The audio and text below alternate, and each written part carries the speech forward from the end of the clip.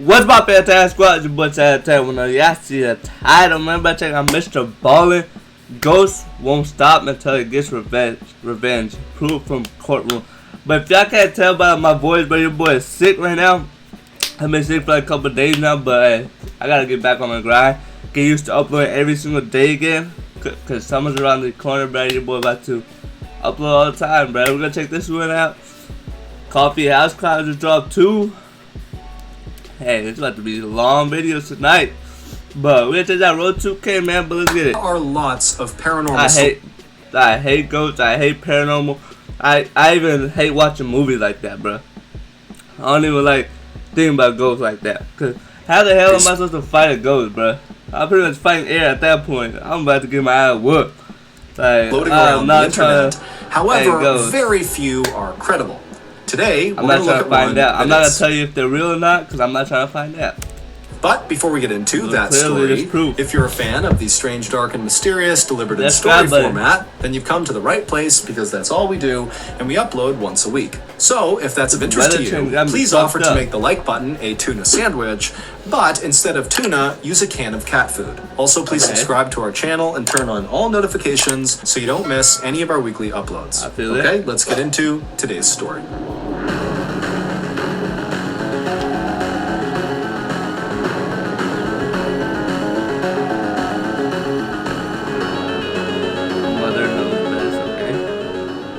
In the early evening of January 23rd, 1897, a blacksmith named Erasmus Shue stoked his fire inside of his little shop in rural West Virginia and then called out to his 11-year-old helper who was in the back cleaning up. Erasmus had been planning to head home early that night. However, a last-minute order for horseshoes had just come in, and so Erasmus knew that was not going to happen. He was going to have to work late. And so he was calling for his helper to send the helper to his home, Erasmus's home, to check on Erasmus's wife, Zona. He wanted to make sure that 1, Zona knew he would be late, and 2, if Zona needed anything, the helper could go out and get it for her, or help around the house, or whatever she needed. After the helper had left, Erasmus went back to poking at his fire, but his mind was not on the horseshoes he needed to make. Instead, it was on his wife, Zona. The couple hadn't told anyone yet, but Zona was pregnant. Erasmus and Zona had only just met a couple of months earlier, but they had fallen in love very quickly. Zona was 23 years old, and she had beautiful dark hair and dark eyes and a quick sense of humor. She was a total free spirit who had grown up on a farm, and she had never really been away from home. When Erasmus had arrived in the little village called Livesey's Mill, which was located near a river at the foot of this mountain and was right near where Zona lived, he and Zona had noticed each other right away. Erasmus, who was quite a bit older than Zona, he was 35 years old, was tall and handsome with piercing blue eyes, and he had come to this little rural town to set up his blacksmith shop. And to Zona, he was like this amazing, new, exciting thing. Zona's family, especially her mother, Mary Jane, did not approve of the fact that Zona and Erasmus had begun seeing each other, mostly because Mary Jane didn't like the fact that Erasmus was so much older than Zona. But Zona was known for being incredibly stubborn, and she loved Erasmus, and so there was just no stopping her. So, in November, just a couple of months after meeting each other, Zona and Erasmus got married, and they moved into a little house together, and very quickly, Zona got pregnant. And both she and Erasmus were so excited about this that they wanted to go around and tell people, but early on, it was clear Zona had some complications with this pregnancy.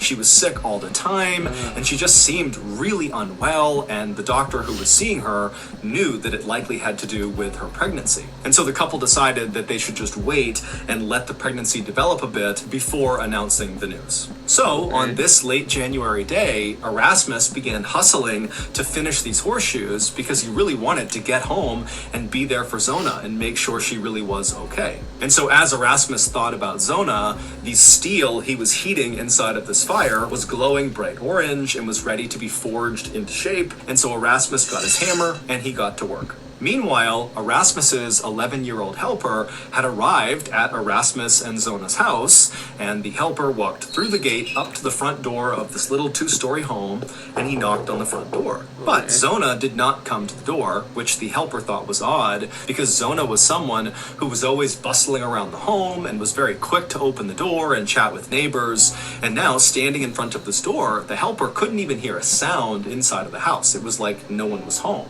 And so the helper knocked again, and after some more silence, he just reached down and tried the doorknob and found it was unlocked, and so he swung the door in. And right away, the helper noticed that the house was totally dark. None of the lamps were lit, even though the sun was setting fast. And so the helper stepped inside of the house and continued to call out for Mrs. Shu, but there was no answer. And at some point, as the helper it's like a fucking scary movie to call out for Mrs. Shu, but there was no answer. And at some point, as the helper turned a corner and looked towards the base of the stairs that led up to the second level, he froze. Because lying on the ground was Zona. She was lying perpendicular. That's what I thought was more. I thought she was passed out, passed away, one or the other. To how the stairs run, on her back with one arm over her chest, like she was sleeping at the foot of the stairs. And so at this point, the helper is scared. Like he doesn't know what's going on here. Obviously something is wrong. And so very slowly, the helper began moving closer and closer to Zona. And when he was practically right on top of her, he yelled out her name one more time. And when she didn't call back and her chest wasn't moving and she was just totally still, he knew obviously something was terribly wrong.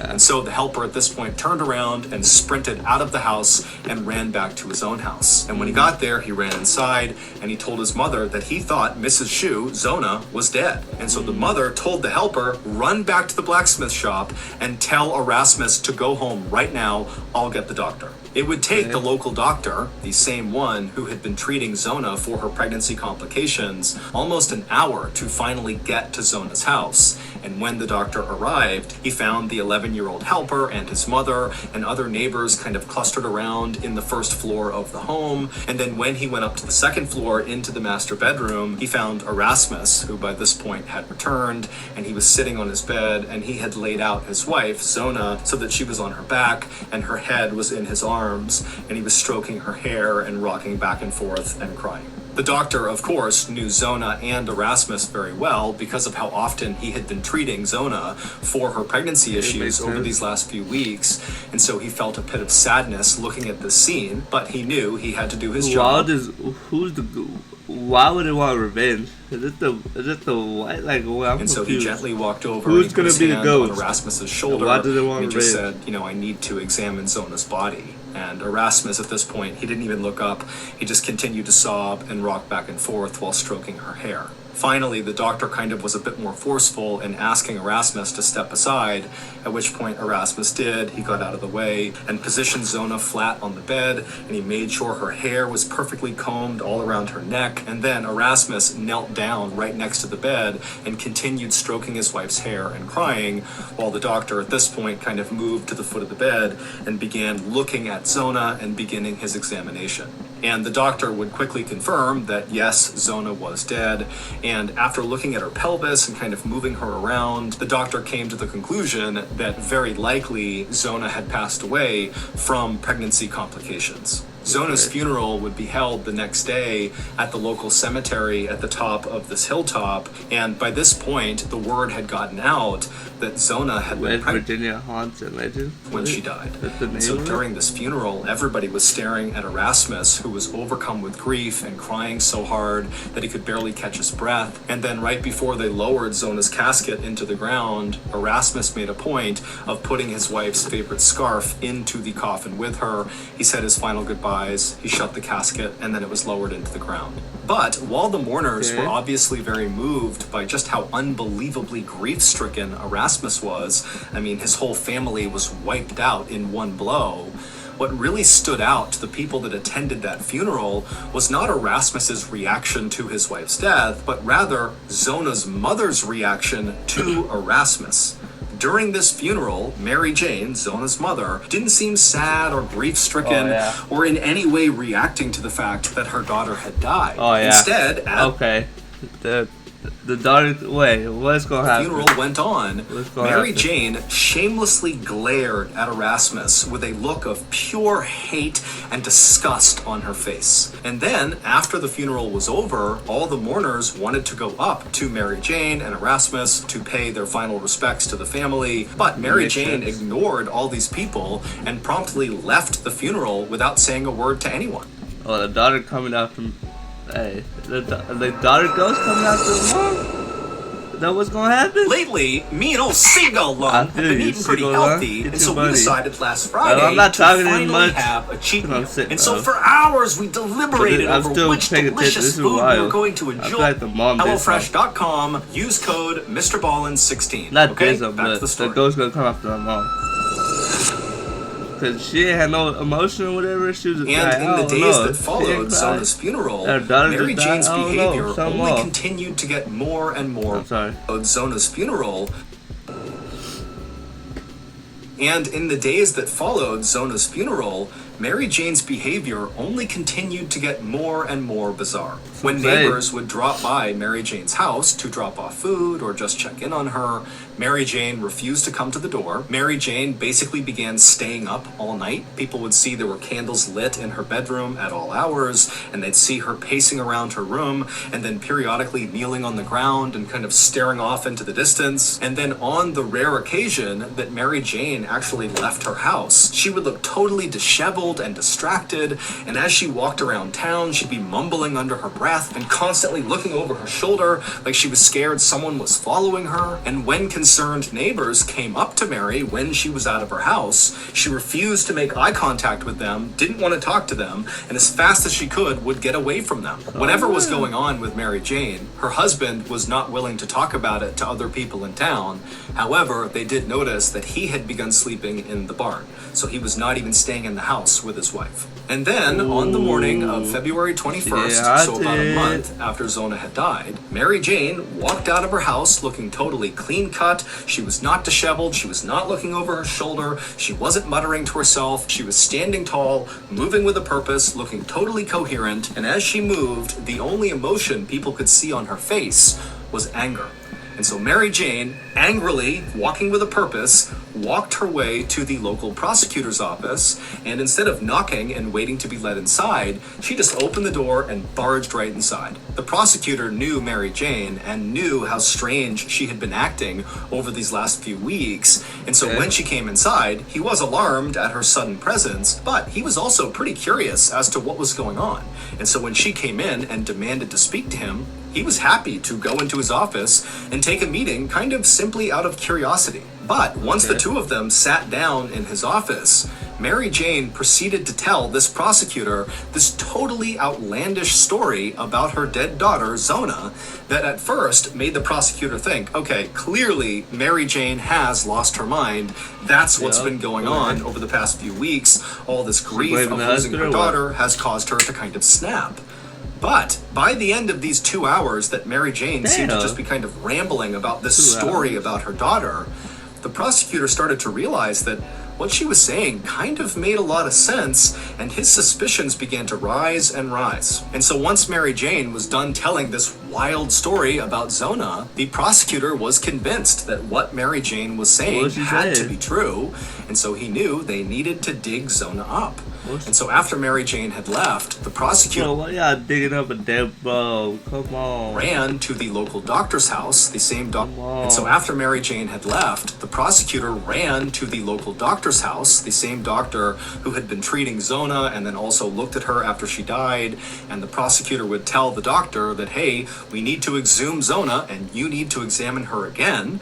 And the doctor at first was like, wait a minute, what's going on here? But then after hearing what the prosecutor had to say about this crazy story that Mary Jane had just told him, the doctor agreed that, okay, yeah, we do need to do this. What's she talking about? So the next day, February 22nd, a team of men with shovels, along with the prosecutor and the doctor, I know he's going to say it eventually. I'm trying to like, what's she talking about? Up to the hilltop cemetery where Zona was buried, and they dug her casket up, and then they carried the casket down to the local schoolhouse, and then once out she was inside. The workers lifted her body, which was fairly well preserved because the ground was so cold. They lifted her body out and they placed it on a table, and then everybody left except for the doctor and the prosecutor. And once the room was clear, the doctor and the prosecutor began examining Zona all over again. And within about 30 seconds of this re-examination of Zona's body, basically at the exact same time, the doctor and the prosecutor, who were on either sides of the body, saw the thing that Mary Jane had alluded to in her wild story about her daughter. And so the doctor and the prosecutor, they're seeing this thing, they look up at each other and they can't believe it. Mary Jane's story had to be true. What's the her following story? is Mary Jane's wild story. Okay, on the day of thank you. funeral, Sorry. even though I'm a little sick right now. Mary Jane was Blame it on overcome with sickness, I'm grief. sorry. On the day of Zona's funeral, even though Mary Jane was overcome with grief over losing her daughter, the feeling that she really was harboring was hatred towards Erasmus. She hated Erasmus. She had always hated him, but now it was like her Don't tell me daughter that was man had dead, something to do with the death. and she's forced to watch this guy sob and cry over her daughter's casket, when in her mind she's like, this funeral is about her, it's not about you. And so the whole funeral, she's just staring at Erasmus, But still, channeling all you cry too. energy. Like that's your what? towards hating It's your him. wife But says. then, as she's doing Your this, daughter. a new emotion began to creep up on her that she couldn't quite describe. Suspicious. Basically, it felt like something was terribly wrong. And intuitively, Mary Jane felt like the only person who could explain what this thing was that was wrong kind of in her life somewhere was her daughter, Zona, who was obviously dead. And so this feeling that something is terribly wrong, it completely consumed Mary Jane's mind. And so by the end of the funeral, she wasn't mad at Erasmus. She was just thinking, how do I get in touch with my daughter? I need to get answers from my daughter. And so when the funeral ended, Mary Jane just left the funeral as fast as she could. She went home, she went into her bedroom, and she knelt down and she began to pray. Not for peace or strength in this difficult time, but instead, she prayed I for thought it her was a real daughter's photo ghost for a second. I was like, there ain't no way.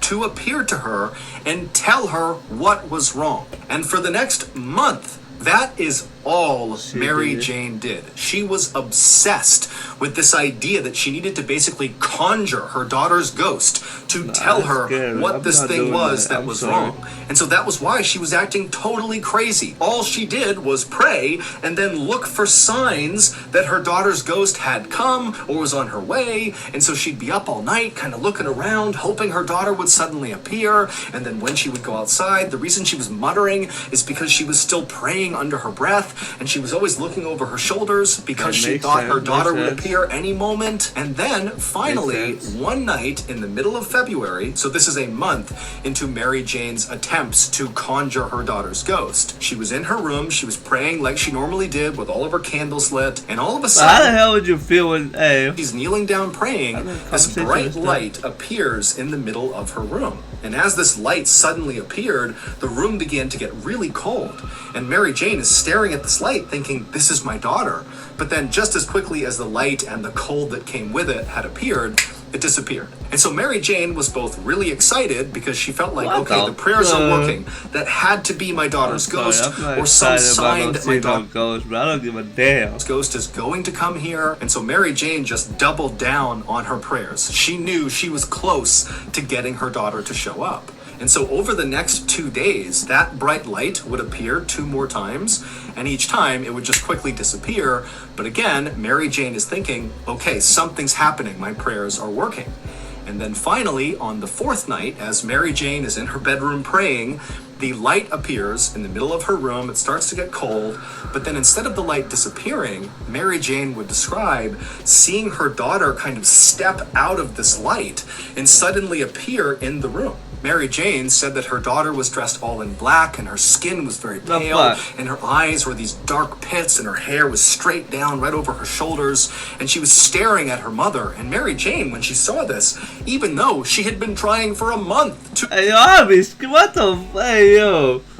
Hey, yo, that's some shit out of a movie, bro. Ain't no way in hell, bro. get her daughter's ghost to appear, now that it seemed to be happening, she was terrified. No shit. Mary Jane began backing up right as this ghost begins walking towards Mary Jane. But then Mary Jane, as she's up against the wall, tells herself, you have to be strong. You need to talk to the ghost. You need to figure out what's wrong. And the only question that Mary Jane was able to come up with was, how did you die? And when she asked this question, Zona's ghost came to a stop.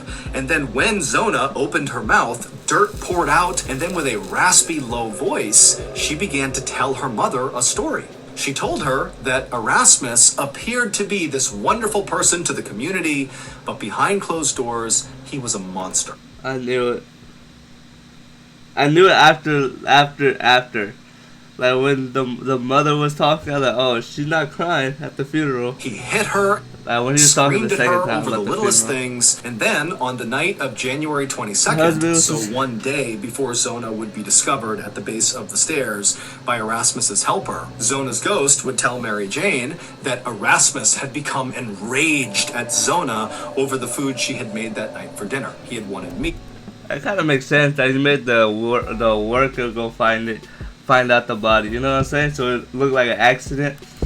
And she had made something everything else. Would have been fine if the mother didn't do all this ghost shit, so he was furious, and when Zona tried to tell Erasmus that she would make more food, or there was other food for him to eat, to just please calm down, Erasmus stood up and he grabbed Zona by the neck and he lifted her off the ground. And right at this moment in this story that Zona's ghost is telling Mary Jane, the ghost would stop speaking, and this look of abject terror would come across the ghost's face, as if she was suddenly reliving this moment that happened with Erasmus. And as she's standing there with this horrible look on her face, the ghost began to levitate off the ground, and then it opened its mouth. And as it did, no sound came out, but instead, it was like all the air in the room was getting sucked into this ghost's open mouth. And then all of a sudden, there was this loud cracking sound as the ghost's head suddenly violently whipped around 180 degrees, but the ghost's body was still facing towards Mary Jane. And after this happened, Mary Jane is sitting there totally dumbstruck, and the ghost suddenly drops back down onto the ground, still with their chest facing Mary Jane, but their face pointing behind them. And then Zona's ghost turned around and began walking out of the room, and because she had turned her body around, that meant her head, which was facing the wrong way, was now oriented towards Mary Jane again, and Mary Jane would say the ghost was smiling. And then right before Zona's ghost left, she would say to her mother, now do you see what he did to me? And then Zona just vanished, and the room became warm again, and Mary Jane, who was suddenly feeling so exhausted, just sat down on the bed and wept. Mary Jane had, the next morning, promptly I don't even know what am I supposed to... What? And rushed to the prosecutor's office and told him the story of seeing her daughter's ghost. There's proof, bro. And how the ghost had told her that Erasmus had throttled her, and that was what killed her. Now, the prosecutor was really moved by Mary Jane's story, but it was when he rushed to the doctor to ask about re-examining Zona's body to see if she had marks on her neck from where she could have been throttled. Why did they do this before? That was when the doctor actually told the prosecutor that when he did the examination of Zona's body on the day she was found, he would say that Erasmus spent the entire examination at the head of the bed, cradling Zona's head and brushing her hair, but now that he was thinking about it, he could have been covering up her neck. Oh, my boy, smart. Not my boy, but damn, boy. That boy, okay. That boy had a plan, bro. If it wasn't for that mother, whatever she did with that ghost, that boy would have got away with it. Also, they thought about the funeral. That boy made the worker go find her so it don't look suspicious. When right before Zona was lowered into the ground, Erasmus placed a scarf claiming it was his wife's favorite around her neck when she was buried. Again, perhaps trying to conceal the fact that there were marks on her neck. And when they did exhume Zona's body and they removed that scarf that Erasmus had placed, they would see there were marks all over her neck that looked like fingerprints. And then upon further examination, they would see that her neck was actually dislocated and that her windpipe had been crushed. Erasmus would be arrested for the murder of his wife just minutes after the doctor and prosecutor, basically at the same time, saw the marks on Zona's neck during their re-examination. During Erasmus's trial, Mary Jane would take the stand and she would tell the story of her daughter's ghost coming to her and explaining that Erasmus had killed her. And the testimony was so compelling that the jury found Erasmus guilty, even though there was no motive. Basically, they convicted. Damn, imagine being found guilty by a ghost of someone you killed, bro. That'd be crazy. Imagine killing someone, their ghost comes back and like, you found what? You found guilty on the strength of Mary Jane's ghost story. That's Erasmus crazy. would be sentenced to life in prison, but he would die just 3 years after being incarcerated from a mystery illness that passed through the prison. It would also turn out that Erasmus had been married 2 times before marrying Zona. One of his wives had divorced him for being abusive. The other wife died in a freak accident when she was helping Erasmus fix their chimney, when all of a sudden a brick fell loose and hit her in the head. Today, there is a plaque right near the cemetery in West Virginia where Zona was buried that reads in part, "Only known case in which testimony from a ghost helped convict a murderer." That's what I'm saying, bro. Imagine a ghost convicting you, bro. Let's see what the comments say. So, a true crime fan that became a murderer? What? Wow, ghosts are not much intuition. I know I never caught a spot, I guess, sir. What's amazing about this guy is that if you look at his earliest videos, he looks self-conscious and unsure of himself. I'm assuming that Mr. Ballin. Just get off a 14-hour. Just, bro, I can't read right now. Just got off a 14-hour flight, and during I watched this episode of the 23 minutes for those 14 hours. Mr. Ballin, sir. That's crazy. That boy got convicted off a ghost, bro. That's crazy. I love it. But bro, 2K, man. Should I check out this crime? What was it? Hey, I like a true crime. But hey, bro, 2K.